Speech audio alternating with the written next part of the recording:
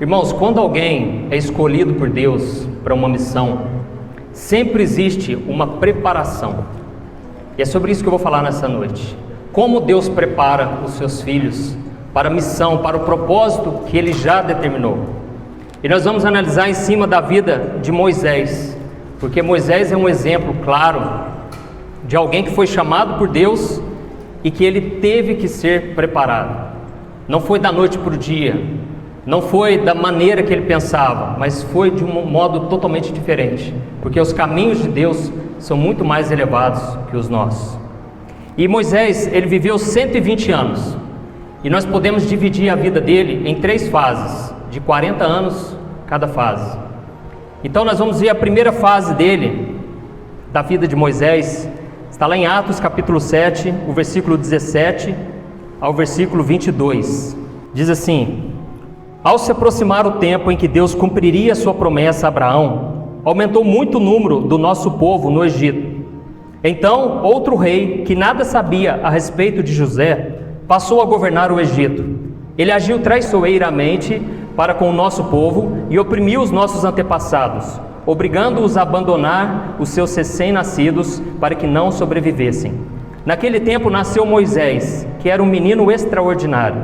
Por 3 meses ele foi criado na casa de seu pai. Quando foi abandonado, a filha do faraó o tomou e o criou como seu próprio filho. Moisés foi educado em toda a sabedoria dos egípcios e veio a ser poderoso em palavras e obras. Amém?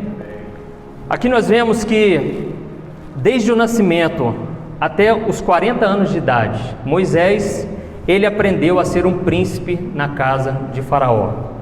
Os estudiosos acreditam que Moisés, ele estava sendo preparado para ser Faraó, para ser o sucessor de Faraó. E naquela época, os egípcios, eles eram muito avançados, principalmente na engenharia, na matemática e na astronomia. Alguém aqui já teve a oportunidade de conhecer o Egito? Ninguém? Se um dia você puder ir lá, geralmente eles fazem um tour, pelo Egito, Jordânia, Israel. Eu tive a oportunidade de estar lá e não tem como não se impressionar de ver a grandeza das obras faraônicas. Você olha aquelas pirâmides e até hoje eles não sabem ao certo como foram feitas, como foram construídas. Nós que temos o conhecimento da palavra, nós chegamos à conclusão, que eles tiveram a ajuda dos anjos caídos, que são os demônios, anjos que se rebelaram com Deus e que ajudaram os homens a fazer aquilo, porque não tem, humanamente falando, como eles fazerem aquilo tudo. Cada pedra de uma pirâmide é 4, 5 vezes o tamanho de uma pessoa, e tem milhões de pedras numa pirâmide só. Então, fora que o desenho delas é perfeito e trazendo para o lado da astronomia, elas se encaixam perfeitamente no alinhamento das estrelas, é uma coisa de louco, você fica impressionado. E aquela era a época em que Moisés, ele viveu. Então essa primeira fase de Moisés é a fase em que Moisés se achava. Ele se achava o cara, porque Moisés, a Bíblia diz aqui, que ele era poderoso em palavras, poderoso em obras. Era um homem muito inteligente, Deus permitiu que Moisés passasse por tudo aquilo. E por que Moisés foi parar justamente na casa de Faraó? A Bíblia diz, depois você pode ler na sua casa, Êxodo capítulo 3 e o Êxodo capítulo 2, que mostra que naquele tempo de Faraó, os hebreus estavam crescendo muito. E Faraó ficou com medo, porque se os povos inimigos viessem contra o Egito e se juntassem com os hebreus, com certeza eles derrotariam os egípcios. Mas o que ele não sabia é que tudo aquilo era obra do diabo, porque a Bíblia diz lá em Gênesis capítulo 3, o versículo 15, que Deus enviaria um homem descendente da mulher que pisaria na cabeça da serpente e que libertaria o homem do pecado. Deus estava ali profetizando a respeito de Jesus. E como Satanás não sabia ao certo a época em que ele viria, ele então preveu que naquela época estava para vir um libertador do povo de Deus. Então Faraó, ele teve uma estratégia maligna de matar todas as criancinhas homens, porque ele acreditava que se matasse todos os homens, iriam sobrar as mulheres, elas iriam se casar com os egípcios, e aí ia estar tudo certo, e os hebreus seriam derrotados. Mas Deus, pela ação de Deus, Moisés foi poupado, ele foi colocado no rio Nilo, e a filha de Faraó viu aquele bebezinho. Na hora que ela viu ele chorando, mesmo sabendo que era um bebê hebreu, ela decidiu criar para ela. E então Moisés começou a crescer naquele ambiente e começou a ser ensinado como um egípcio. E então durou-se 40 anos, em que Moisés ficou aprendendo tudo sobre o Egito. E talvez ele imaginasse que a vida dele inteira seria naquele lugar. Muitas vezes você está aí fazendo coisas que talvez você não queria, num lugar que talvez você não queria, e você pensa que talvez seja uma perda de tempo. Mas Deus, Ele não desperdiça nada que acontece conosco. Os tempos que nós vivemos no mundo, nós podemos tirar muitas lições ali. Nós podemos aprender com muitas coisas que a gente fez para a gente não cair no mesmo erro. Nós podemos aprender com a sabedoria deste mundo e ver a diferença hoje da sabedoria de Deus, para que a gente não volte a viver como a gente vivia antes. Então essa fase foi a fase em que Moisés se achava, era cheio de si. E agora nós vamos ver a continuação do versículo 23 ao versículo 29. Diz assim: ao completar 40 anos, Moisés decidiu visitar seus irmãos israelitas. Ao ver um deles sendo maltratado por um egípcio, saiu em defesa do oprimido e o vingou, matando o egípcio. Ele pensava que seus irmãos compreenderiam que Deus o estava usando para salvá-los, mas eles não o compreenderam. No dia seguinte, Moisés dirigiu-se a 2 israelitas que estavam brigando e tentou reconciliá-los, dizendo: homens, vocês são irmãos, por que ferem um ao outro? Mas o homem que maltratava o outro empurrou Moisés e disse: quem o nomeou líder e juiz sobre nós? Querem matar-me como matou o egípcio ontem? Ouvindo isto, Moisés fugiu para Midian, onde ficou morando como estrangeiro e teve 2 filhos. Essa fase foi a fase em que Moisés descobriu que ele não é nada. Na primeira ele achava que ele era tudo, agora ele achava que não era nada. Moisés, ele sabia que ele era hebreu, mesmo as pessoas reconhecendo ele como egípcio, ele descobriu que ele era hebreu e ele se identificou com o sofrimento do seu povo. A Bíblia diz que Moisés era o homem mais manso da sua época, era um homem que se compadecia, um homem amoroso, um homem que era muito calmo. Mas quando ele viu um egípcio maltratando um hebreu, que era da sua família, do seu povo, ele se indignou e ele acabou matando aquele homem. A Bíblia não dá muitos detalhes, mas talvez Moisés, ele matou para querer se defender, porque talvez o egípcio estivesse castigando mesmo aquele escravo para querer matar ele.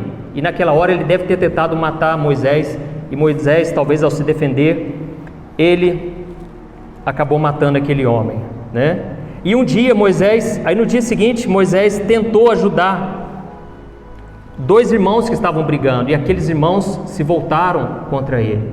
Ali Moisés, ele percebeu que não seria fácil, porque os egípcios, eram só uma parte do problema que ele estava enfrentando, porque o próprio povo hebreu, eles não se entendiam, eles não se bicavam, Eles estavam sempre passando por lutas. E lá em Hebreus capítulo 11, se você não quiser, não precisa abrir, se puder colocar aqui, Hebreus capítulo 11, o versículo 24 ao 26, olha o que diz: pela fé, Moisés, já adulto, recusou ser chamado filho da filha do faraó, preferindo ser maltratado com o povo de Deus a desfrutar os prazeres do pecado durante algum tempo. Por amor de Cristo, considerou a desonra riqueza maior do que os tesouros do Egito, porque contemplava a sua recompensa. Então, irmãos, aqui nós vemos que Moisés, ele não se importou com a sua posição no Egito. Ele não estava nem aí para isso. Ele preferia salvar o seu povo. Ele preferia estar do lado do seu povo e perder toda aquela riqueza, aquela vida de pecado, aquela vida mundana que ele vivia. Então ele descobriu, como eu disse para vocês, que os egípcios era só uma parte do problema, porque os próprios hebreus não acreditavam em Moisés, eles ficaram contra Moisés e eles ainda disseram: olha, se eu fosse você, você fugia, porque Faraó está querendo te matar. Naquela hora Moisés descobriu: nossa, então Faraó, ele ficou sabendo o que aconteceu. E é interessante que a Bíblia diz que Moisés escondeu o corpo daquele egípcio debaixo da areia.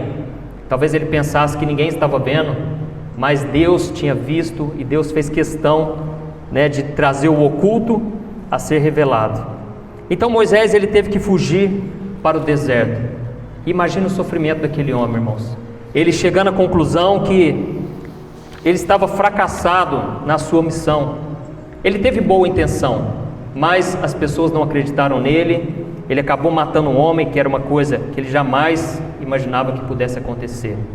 E por isso, a Bíblia diz que ele fugiu para uma região chamada Midian, e ali Deus fez dele um pastor de ovelhas por 40 anos. Então Moisés ali precisou aprender que o livramento viria não da sua mão, mas viria da mão de Deus. Ele precisava entender que não seria do seu jeito, no seu tempo, mas seria da forma de Deus.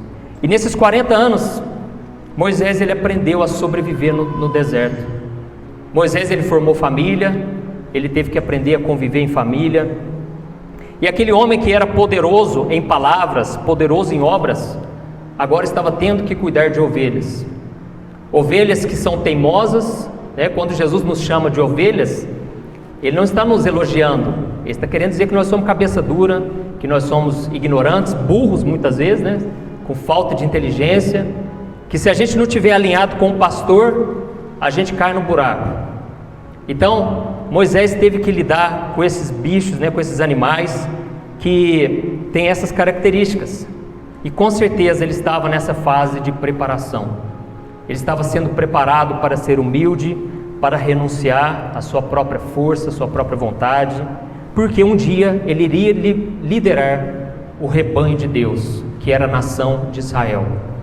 Então, tudo isso nos mostra uma coisa, que quando Deus demora para agir na nossa vida, assim como Ele fez na vida de Moisés, é porque Ele tem um propósito. Talvez você está aqui hoje, você tem uma história não acabada. Você não consegue mais ter fé, porque alguma coisa deu errado lá atrás. Você tem uma história que parece que saiu do controle, mas eu estou aqui para te dizer que Deus ainda está na sua história. Apesar de tudo que deu errado, apesar das perguntas sem respostas que você tem, Deus ainda está na sua vida. Apesar dos seus sonhos que não se realizaram como você gostaria, Deus ainda pode realizar. Amém? Então, para Deus, muitas vezes o fim é o começo. Para Moisés aquilo tinha ficado inacabado. Parece que tudo tinha dado errado, mas Deus ainda estava no controle. Talvez você está aqui hoje pagando por erros que lá atrás você achava que era certo. E hoje, com o entendimento da palavra, você conhece a Bíblia, você sabe que aquilo era errado e que você talvez está colhendo. Mas Deus sempre tem a restauração, o perdão. Deus pode mudar qualquer situação. E você tem que crer que Deus está preparando uma grande obra para você no futuro. Amém? Deus está te preparando hoje. Então, ao invés de você reclamar, você tem que perguntar: Senhor, o que eu tenho que aprender com isso que eu estou passando? Deus, me mostra se existe alguma coisa de errado, alguma coisa que o Senhor quer me ensinar através desse deserto. Porque Moisés, ele teve que aprender nesse momento tão difícil da vida dele. Um homem que era acostumado a fazer acontecer, de repente ficou de molho por 40 anos naquele deserto. Lógico que ele continuou com certeza orando pelo seu povo, mas se sentindo incapaz, impotente, porque ele não tinha força. A única vez que ele tentou fazer do jeito dele, deu errado, e de repente ele estava sem saída, sem respostas. Essa foi a fase dele, em que Moisés achou que ele não era nada. E agora nós vamos continuar lendo o versículo 30 ao versículo 36. E diz assim, vamos ler comigo. Passados 40 anos, apareceu a Moisés um anjo nas labaredas de uma sarça em chamas no deserto. perto do monte Sinai. Vendo aquilo, ficou atônito e, aproximando-se para observar, ouviu a voz do Senhor: Eu sou o Deus dos seus antepassados, o Deus de Abraão, o Deus de Isaque, o Deus de Jacó. Moisés, tremendo de medo, não ousava olhar. Então o Senhor lhe disse: Tire as sandálias dos pés, porque o lugar em que você está é terra santa. De fato, tenho visto a opressão sobre o meu povo no Egito. Ouvi seus gemidos e desci para livrá-lo. Vem agora e eu o enviarei de volta ao Egito. Este é o mesmo Moisés que tinham rejeitado com estas palavras. Quem o nomeou líder e juiz? Ele foi enviado pelo próprio Deus para ser líder e libertador deles, por meio do anjo que lhe tinha aparecido na sarça. Ele os tirou de lá, fazendo maravilhas e sinais no Egito, no Mar Vermelho e no deserto durante 40 anos. Amém? Aqui Moisés já tinha 80 anos de idade. Ele viveu 40 anos no Egito, 40 anos naquele deserto, e agora Deus estava chamando ele para voltar ao Egito. Essa é a fase em que Moisés chegou à conclusão de que Deus é tudo na nossa vida. É a fase que você precisa chegar nesse ponto, onde você reconhece que você não é nada e que Deus é tudo. E a Bíblia diz que, enquanto ele pastoreava as ovelhas, de repente Moisés viu uma sarça pegando fogo. Mas o que impressionou Moisés é que aquela sarça não se queimava. As sarças são umas árvores secas, que têm espinhos. E no calor é muito provável que elas venham se queimar, é algo natural. Mas Moisés percebeu que aquela sarça era diferente, porque os galhos, apesar de estarem secos, eles não se queimavam. Essa sarça, irmãos, representa Moisés, representa você, representa eu.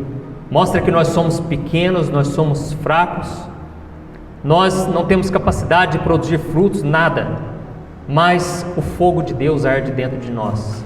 O Espírito Santo é que faz a diferença na vida do homem e da mulher. O Espírito Santo é que não deixa com que o fogo do mundo, das provações, queimem a nossa vida, atrapalhem, tragam prejuízo para a nossa história. É o Espírito Santo que nos mantém firmes na caminhada. Ele não nos poupa do sofrimento, mas Ele nos livra no sofrimento. E lá em Isaías 43, versículo 2, está escrito assim, Isaías 43, versículo 2: Quando você atravessar as águas, eu estarei com você, e quando você atravessar os rios, eles não o encobrirão. Quando você andar através do fogo, você não se queimará, as chamas não o deixarão em brasas. Amém? Nós vemos vários exemplos disso na Bíblia, mas o mais nítido, mais visível para nós é de Sadraque, Mesaque e Abednego. Eles foram lançados na fornalha ardente e eles não se queimaram, porque eles estavam cheios do Espírito de Deus.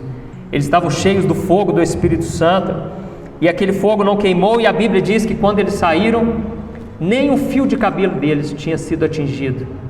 Irmãos, vocês podem estar passando pelas piores lutas deste mundo, mas isso aí vai trazer crescimento. O fogo vai, na verdade, te purificar, ele vai te iluminar, ele não vai te prejudicar, ele vai te proteger. Amém? Para isso você precisa estar na presença de Deus. Então nós vemos que Moisés, antes ele era ousado, ele era confiante, mas depois de 40 anos no deserto, a mentalidade dele mudou totalmente. A força dele se foi. Moisés, ele chegou à conclusão que ele era fraco, que ele era incapaz, mas foi exatamente na fraqueza dele que Deus começou a usar a vida daquele homem. Você que hoje se sente a pessoa mais fraca e incapaz de todas, é você que Deus quer, porque o poder, a glória e a honra tem que ser do Senhor, porque se você achar que você é alguma coisa, a glória não vai ser de Deus. E é por isso que Deus, Ele tira as nossas forças. É por isso que Deus nos faz esperar tanto tempo. É por isso que Deus, Ele vem e nos leva para o deserto, porque é o Espírito Santo que nos conduz ao deserto. A Bíblia diz que Jesus foi conduzido ao deserto, e só depois de 40 dias ali, sendo tentado pelo diabo, é que Jesus, Ele começou o seu ministério. Ele foi preparado através de muita dor, de muito sofrimento. Então, quando Deus falou com Moisés através daquela sarça, é interessante que Deus começou dizendo assim: eu sou o Deus de Abraão, o Deus de Isaque e o Deus de Jacó. Por que Deus falou isso? Deus queria mostrar para Moisés: olha, Moisés, eu sou o Deus de pessoas comuns, pessoas que falharam, mas não deixaram de cumprir a minha vontade. Abraão, Isaac e Jacó, eles falharam em algum momento da vida deles, mas ainda assim Deus cumpriu as promessas dele. Então Deus estava se identificando ali com Moisés. E se você ler depois, né, Êxodo capítulo 3, o versículo 4, você vai ver as desculpas que Moisés deu. E Moisés então deu 5 desculpas para Deus naquele momento, porque o deserto parecia que tinha acabado com ele, parecia que tinha acabado com a fé dele, com os sonhos, com a esperança. Mas na verdade Deus permitiu que Moisés se esvaziasse, porque agora era a hora de Deus encher ele. Amém? E as 5 desculpas que Moisés deu foi essas. Primeiro ele disse: eu não sou ninguém, Deus, eu não sou nada, eu não presto, eu sou um fracassado, eu não sei porque o Senhor iria querer alguma coisa com um fracassado. A segunda desculpa: eu não sei qual é o nome do Senhor. Como é que eu vou chegar para os israelitas, dizer que, né, o Deus chegou para mim e disse: eu preciso revelar o teu caráter para eles, eu preciso te mostrar para eles quem o Senhor é. A terceira desculpa que ele deu: os israelitas não vão acreditar em mim.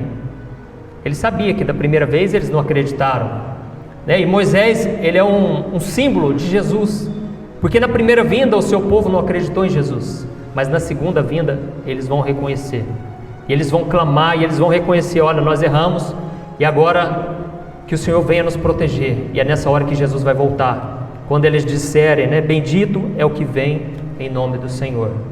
Então, os israelitas realmente não tinham acreditado nele, e Moisés achava que não iriam acreditar dessa vez.